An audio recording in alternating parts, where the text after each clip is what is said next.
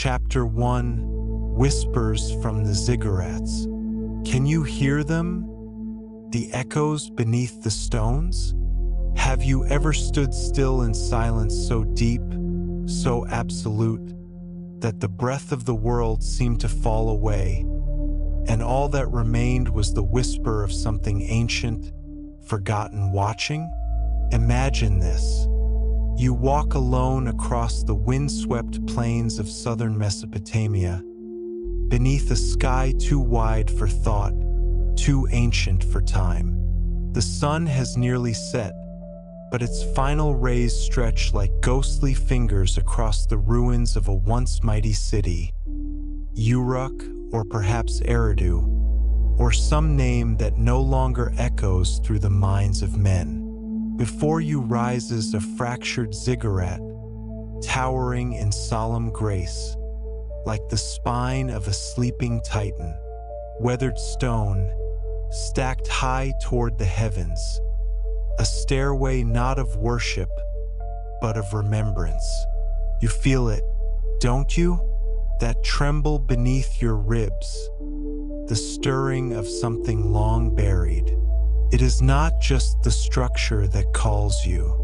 It is the air around it, thick, almost too heavy to breathe, as though the sky itself is watching, as though the stones remember. But what do they remember? Not kings, not wars, not conquests. They remember something older. They remember them, the ones who were never quite human, the ones whose skin shone like lapis lazuli in moonlight, the ones who came before the gods were even named. You were told Mesopotamia was the cradle of civilization, that Sumer gave birth to writing, to agriculture, to cities. You were told that all began there. But that is only the surface layer, the painted mask. Dig deeper and something else emerges. Something that doesn't fit. Something that was quietly buried. Beneath layers of dust and doctrine. Beneath carbon dating and academic consensus lies a truth so delicate, so unsettling, that even the ancients dared only whisper of it. The lost blue beings. They are barely mentioned in the texts, not because they were unimportant, but because they were forbidden, dangerous, other. A few cuneiform fragments refer to them cryptically. The ones without clay, the sky-blooded, children of the deep eye. But more often they are implied, hidden in metaphor, cloaked in ritual, preserved in myth, just enough for the attentive soul to feel their outline, like a shadow in fog. Why the secrecy? Because to speak of them openly was to risk unraveling the entire narrative. Imagine, what if the first cities were not built for humans but by something else? What if the temples, the ziggurats, were not sanctuaries for worship but machines for memory? Structures of harmonic resonance, left behind by a people whose science was indistinguishable from spirit, whose architecture was encoded with frequency and light. The ziggurat was not just a building, it was a tuning fork, a way to summon, to connect, to remember. And who were the builders? They were not kings, not priests, not laborers. They were the blue ones, the others, not gods, and yet not bound by flesh as we know it. Close your eyes and place your hand on the stone. Do you feel it? A thrum, a gentle hum beneath the surface, as if the ziggurat is still alive. You see, these structures are not ruins. They are sleeping instruments waiting for the right consciousness to approach, waiting for one who can hear the echo not with ears, but with the soul. because the blue beings did not build for eyes. They built for memory. Their cities were not monuments of power, but of resonance. They aligned stone with starlight, geometry with vibration, form with frequency. They understood what modern minds have only begun to touch, that everything thought, matter, being is vibration in disguise. And so their presence lingers, not in flesh, not in blood, but in sound, in form, in energy. They are not gone. They have only receded, like the tide before the great return. But here is the puzzle. If they were real, where did they go? Why does no tablet name them clearly? Why does no museum display their bones? Because they left no bones. Because they had no names. Because they were never fully here. Some say they were projections, not of light, but of consciousness. Others suggest they were the remnants of a pre-human lineage, a race seeded before time took root. Entities of deep mind, whose true form existed in higher planes, only briefly stepping down into the realm of matter. And when they walked the earth, the ground itself vibrated. The Sumerians did not invent gods. They remembered being so vast, so luminous, that they could only be mythologized. Anu, Enki, Ereshkigal, are these divine names or corrupted memories? Could Enki, the Lord of water and wisdom, have once been a blue being, a walker between worlds, who shaped life not with hands, but with thought? The ancient texts whisper, not scream, and in that whisper, the truth sleeps. Now listen, not with your ears, with your marrow, with the forgotten center of your being. There is a tone, a subtle chord rising through time. It calls to those who still carry a trace of the deep memory, to those who wake from the simulation of history and ask, what was before? Who were the real builders? That question is your invitation, because the ziggurats do not speak in language. They speak in vibration, and the ones who built them still wait, not in time, but in resonance. You are not the first to feel this calling, but you may be the first to listen without fear. The path does not begin in books.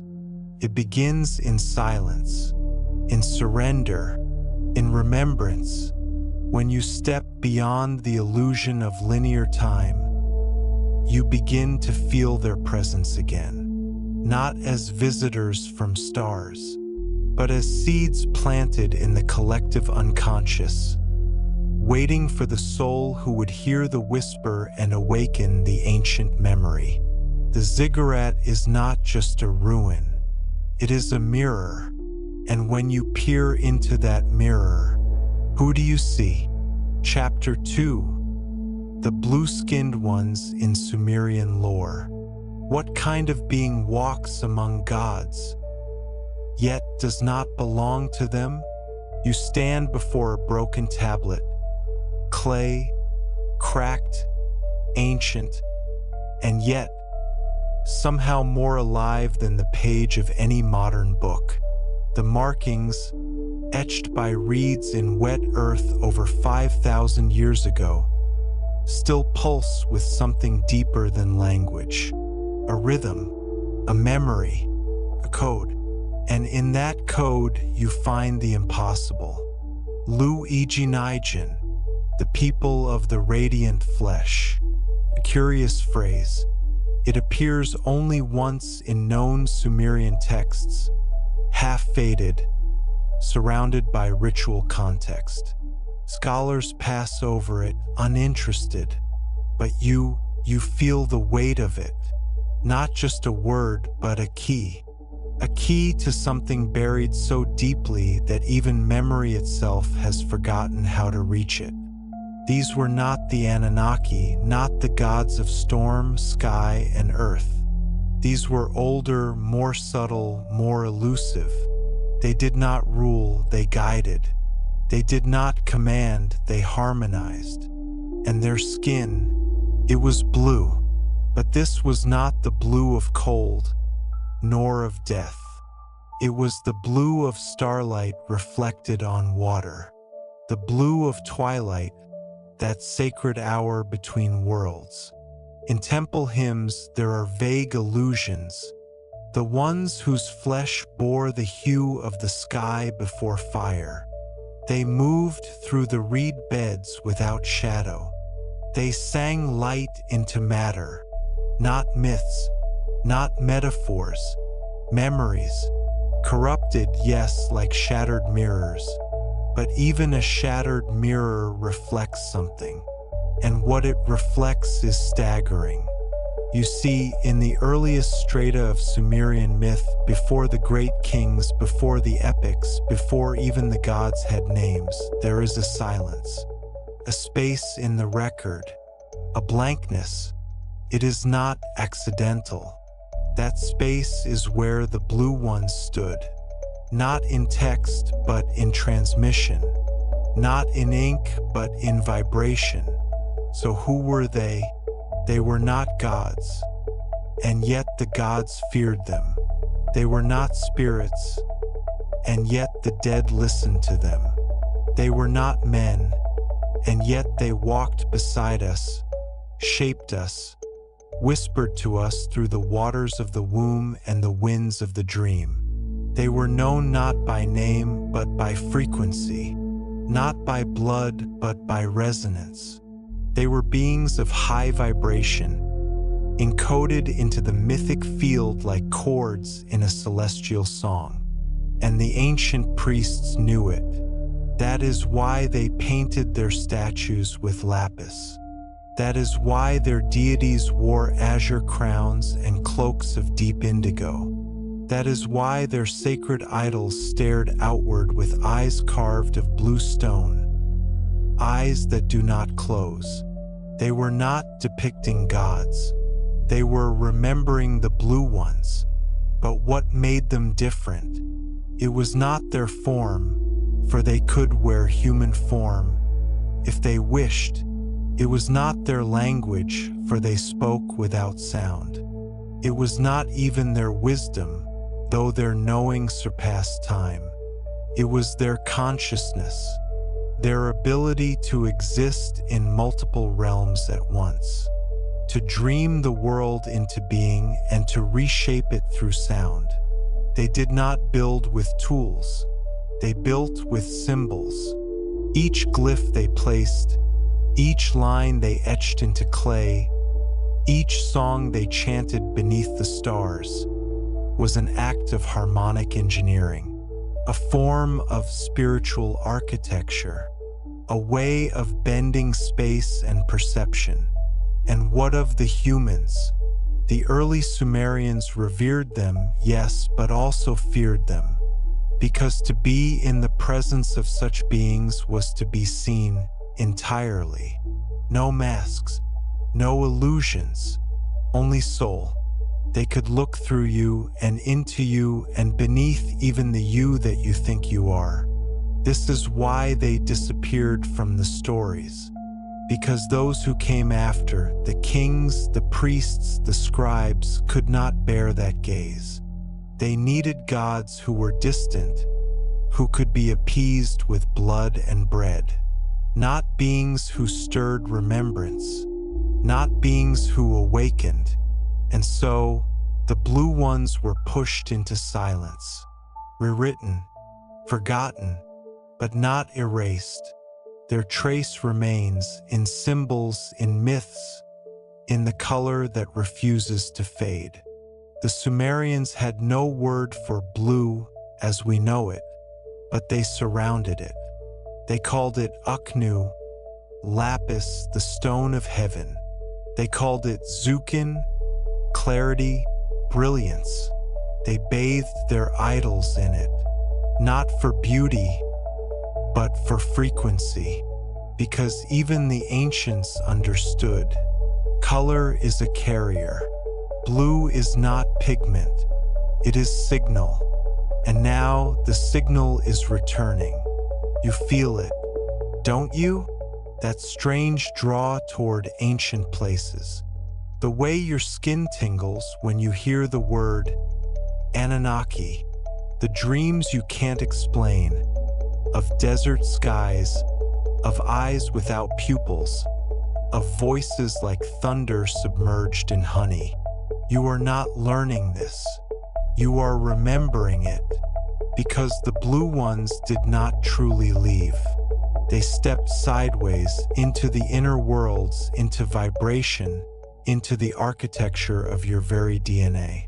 They encoded themselves not in stone, but in you. And now, as the world begins to fracture, as illusion thins and the false light flickers, they stir, not as visitors, not as saviors, but as a memory too powerful to suppress. You are not alone in feeling this. Across the world, others are hearing it too, the echo, the pulse, the ancient chord.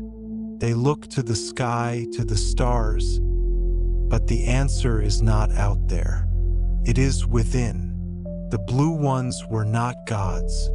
They were reflections of what humanity could become once the illusion falls away.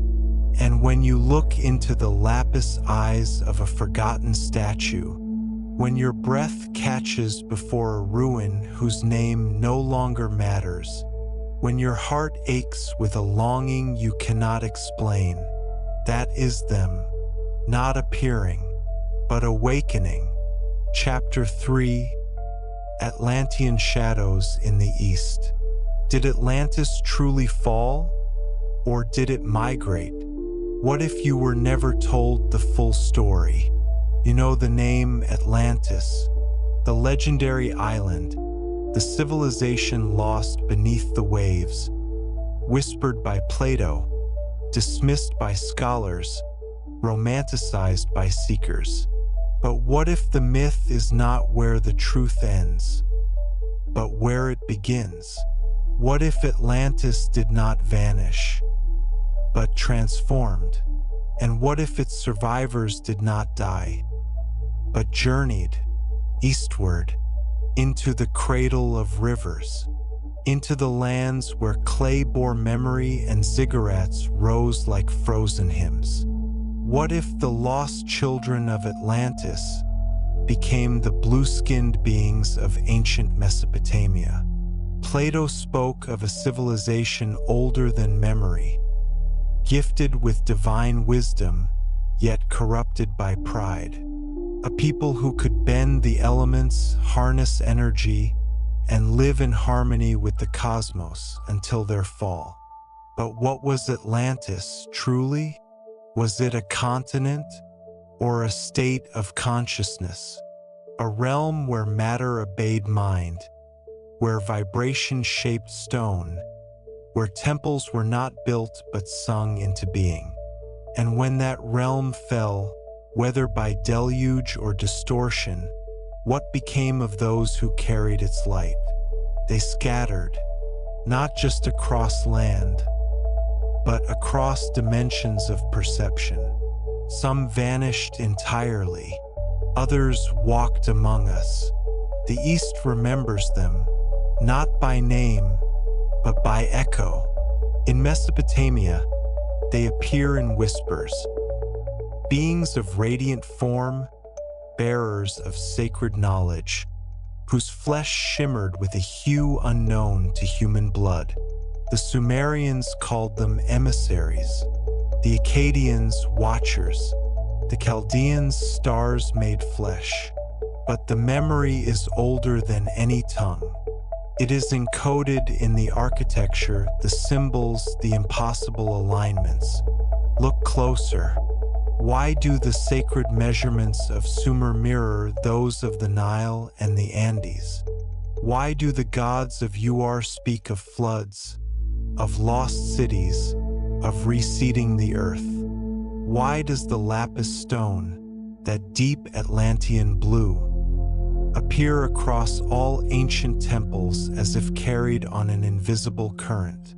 Because it was not trade, it was continuity, not migration of bodies, but migration of frequency. The Atlanteans, or rather, their last conscious emanations, did not rebuild an empire.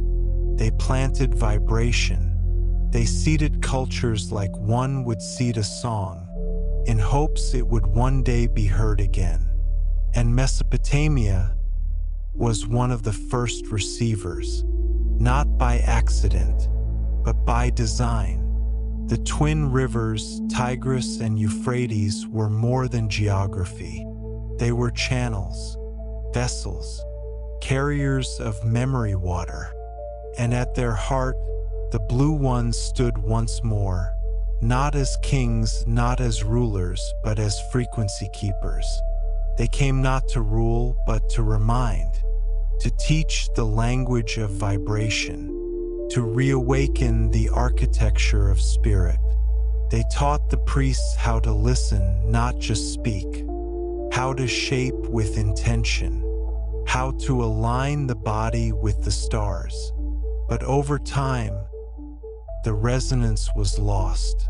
The temples were taken by men, the ziggurats silenced, the symbols corrupted, and so the blue ones faded again into myth, again into shadows. But the question still haunts the stones. Were they truly from Mesopotamia, or merely passing through? You see, Atlantis is not a single place. It is a threshold, a liminal zone between realms, between the seen and the unseen, the dense and the subtle, the mind and the source. And those who once lived there were not bound by geography. They were not a race. They were a tuning fork for consciousness itself. So when Plato spoke of Atlantis falling in a single day and night of misfortune, he spoke not only of a cataclysm, but of a dimensional shift, a sudden veiling of the higher frequencies from the human field. And when that shift occurred, only those who had prepared, those who remembered how to carry light within, could pass through the narrowing veil. These were the blue ones. They did not migrate.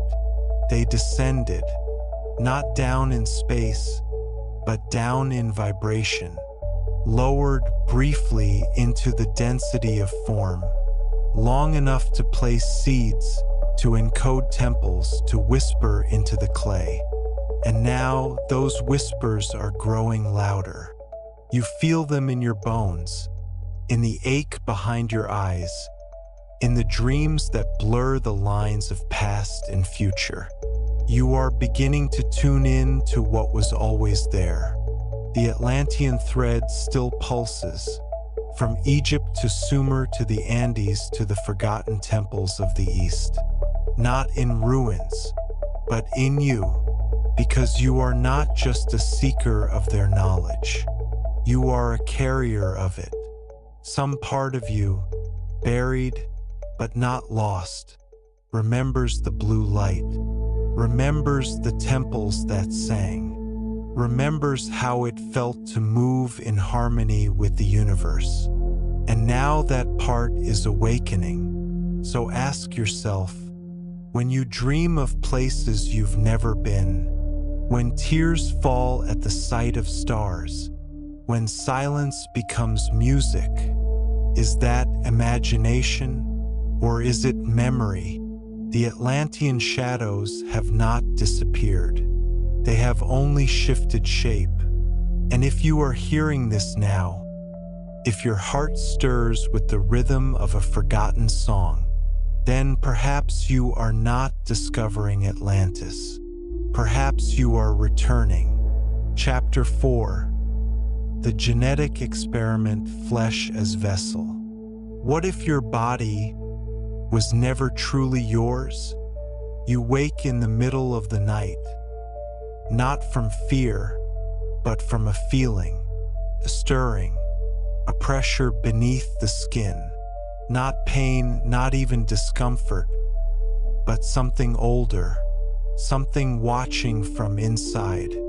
Have you ever felt that? As if your body is not just a home, but a device. As if it carries a memory not yours, and yet more familiar than your name.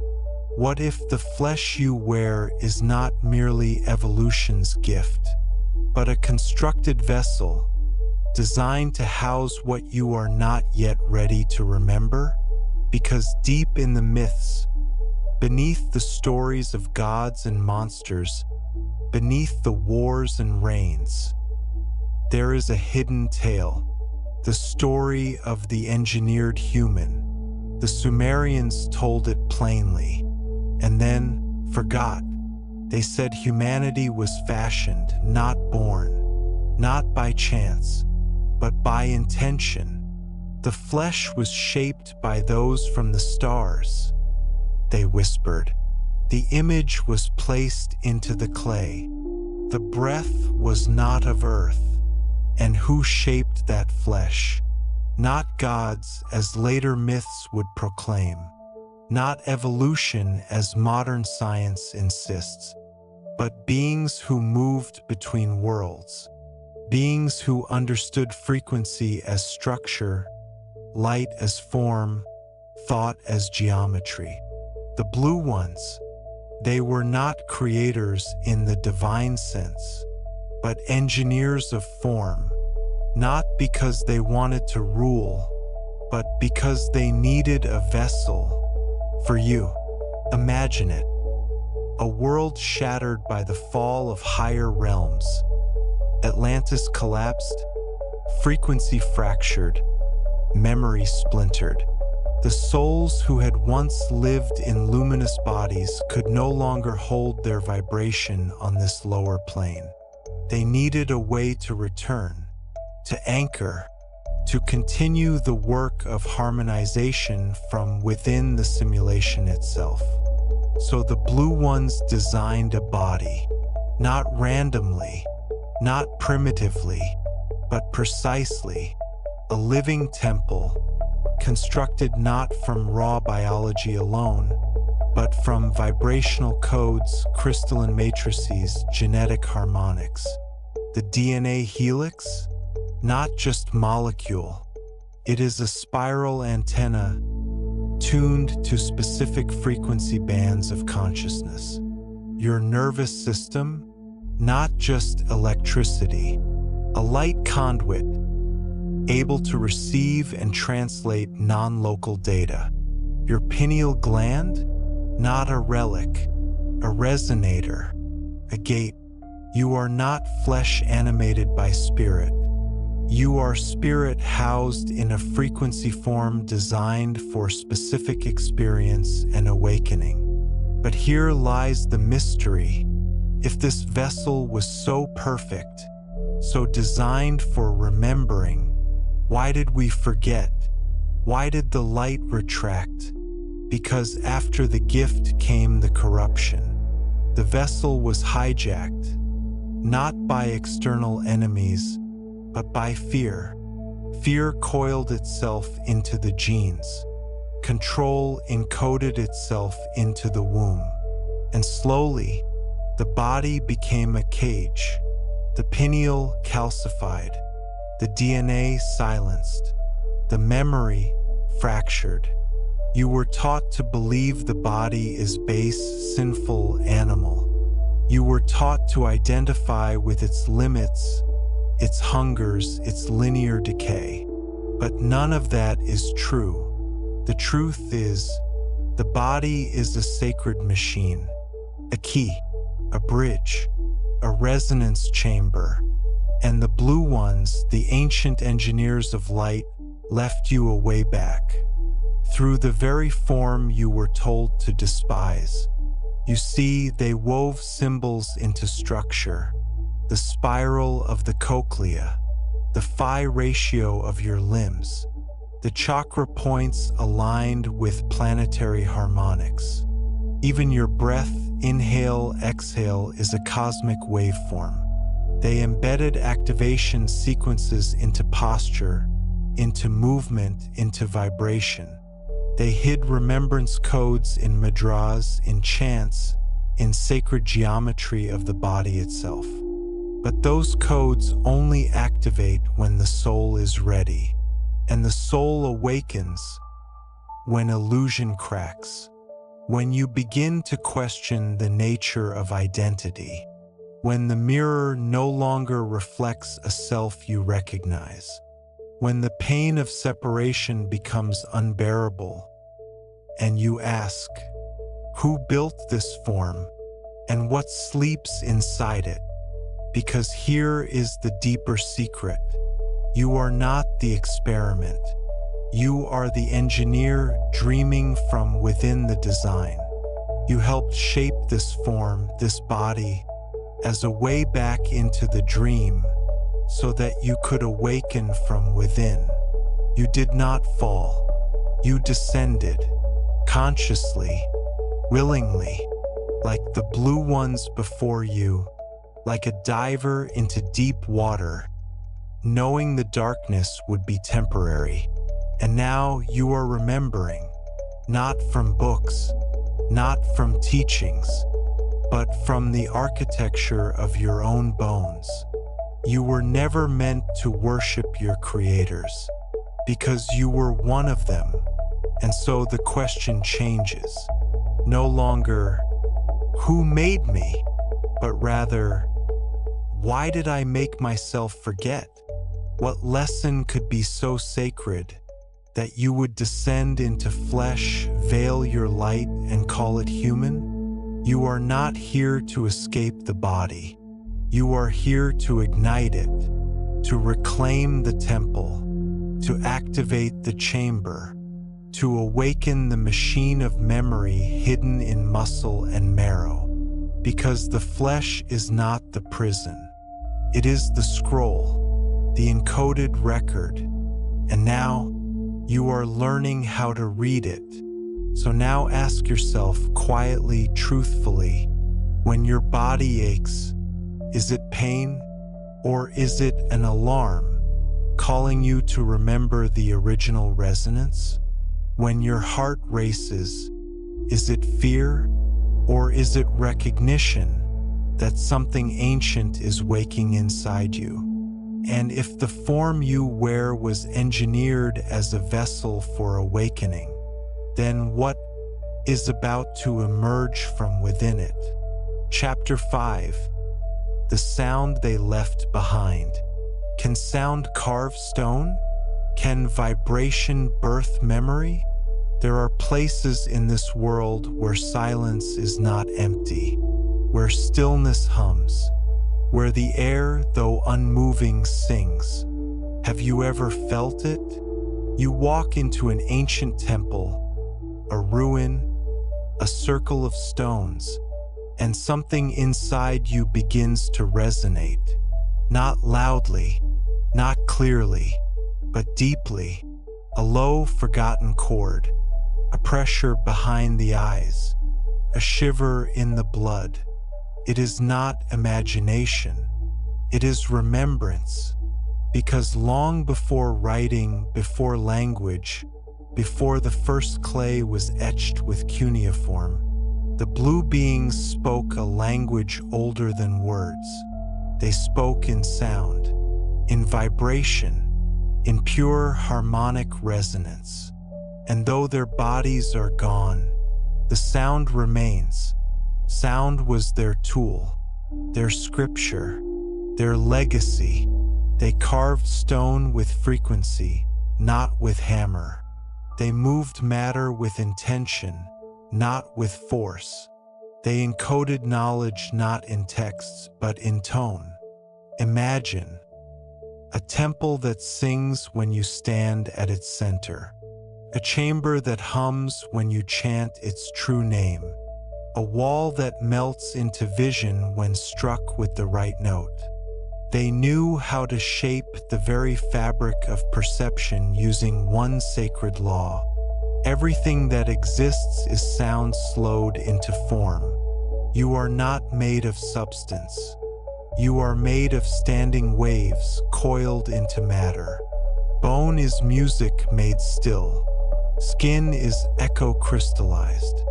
So when the blue ones sang, they did not entertain. They created. They realigned reality through tone. They healed with frequency. They opened gates between worlds, not with machines, but with chords. In Sumer, certain hymns were not sung for worship. They were protocols, activators, instructions for the resonant body. The priests, in their deepest rites, imitated tones they did not understand. They thought they summoned gods, but they were mimicking engineers, the ones who once walked among them and left their tools in sound. The ziggurats themselves were instruments, massive tuning devices. Their tiers, dimensions, and angles crafted not just for symmetry, but for resonance, stand atop their summit at the right time of year. And the wind carries more than air, it carries a signal, a memory, a note that enters not through the ear, but through the soul. You are not just hearing it, you are remembering it, because you are made of the same song. The blue beings, in their final transmissions, encoded their essence into harmonic fields, fields you still carry in your cells. This is why some tones make you cry, why a single chant can awaken visions, why music from ancient scales triggers déjà vu so profound you cannot breathe. These are not emotions, they are activations. When you hum a certain note and your skin tingles, that is not imagination. That is frequency recognition. The temple inside you is tuning itself. You are an instrument rediscovering its own tone. And what of the sound they left behind? It is not one sound. It is layered, like a hologram, each layer revealing another world. Some hear it in dreams, some in deep meditation, some in the quiet between breaths. It is always there, beneath noise, beneath thought, beneath the spinning illusions of the waking mind. And when you finally hear it clearly, you will not feel awe. You will feel something stranger, deeper, more intimate. You will feel familiarity, as if you are not hearing something new, but something you once knew, before forgetting was necessary. They left it for you, not as a message, but as a mirror, because sound does not speak, it reflects. And when the right tone strikes your center, what awakens is not memory, but identity. You begin to recall not facts, but form, not stories, but states of being. You begin to hum with your original resonance. You begin to sing yourself back into coherence. You remember that you were not made to listen, you were made to resonate.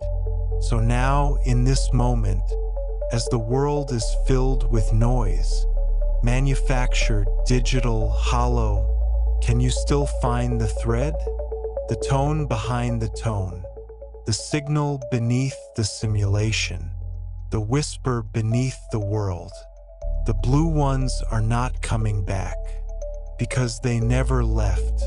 They became the echo, the chord, the sound that shapes the silence. And when you truly hear it, when you tune yourself to it, you will no longer ask, "What were they?" You will ask, "What part of me is still singing with them. Chapter 6. You were one of them.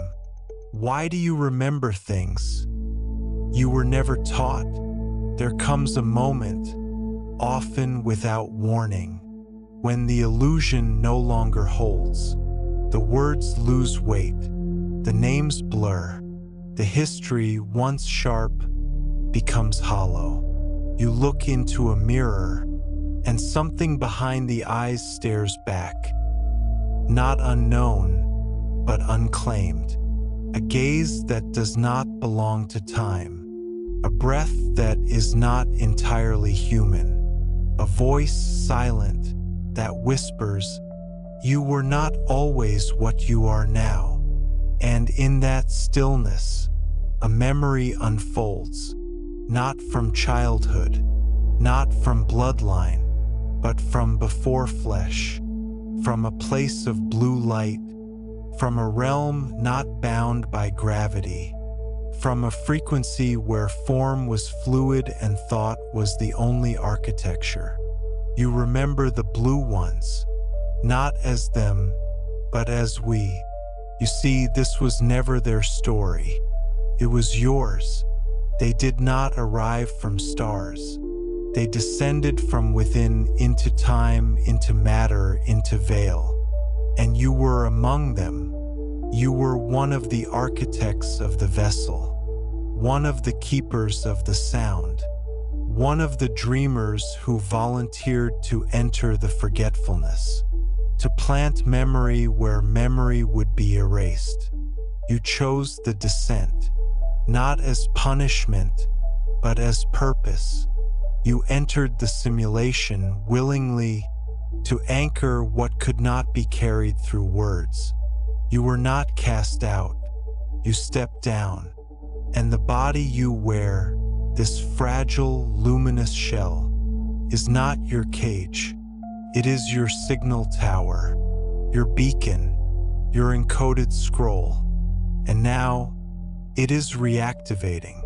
This is why you've always felt the pull, the ache when you see stars, the knowing when you read ancient names, the tremble when you enter silence so deep you almost remember how to dissolve. You were never meant to learn this from books, because you already knew. What you call discovery is actually recognition.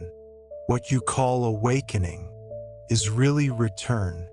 You were one of the ones who sang the stones into place, who planted symbols in sound, who wept at the fall of Atlantis, not as legend, but as a memory written into your etheric spine. That's why the story haunts you, because it was your fall, and now your rise.